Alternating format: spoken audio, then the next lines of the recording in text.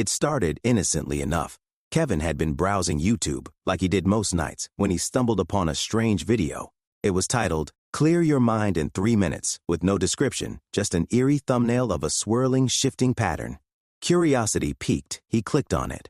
The video began with soft music over hypnotic, mesmerizing loop of shapes and colors, slowly swirling around the screen. Kevin found himself staring at it, his eyes drawn in. There was something oddly soothing about the movement, like a lullaby for the brain.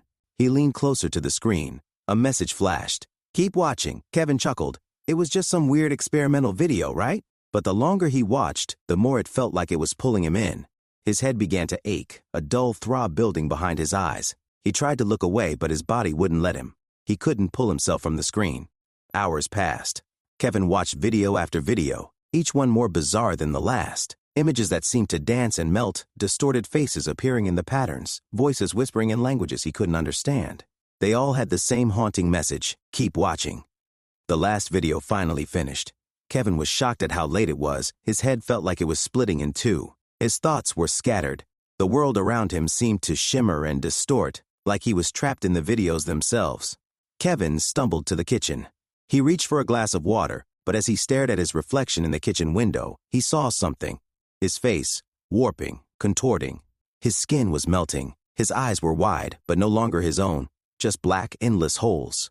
He blinked, but the reflection remained, flickering in and out of focus. His skull felt tight, like it was ready to collapse. He felt something trickle out of his ear. He touched it and looked at his finger. Blood? And something gray. Could it be? Before he could finish his thought, his phone buzzed. Another video, similar title. "Finish clearing your mind in 30 seconds. The thumbnail was different this time. His own distorted face, blood pouring from his ears and mouth. He tried to turn away, but his fingers clicked the link as if operating independently of Kevin's will. As the video loaded, Kevin's eyes bulged. The shapes on the screen began to pulse, flashing too fast for him to follow, but it didn't matter.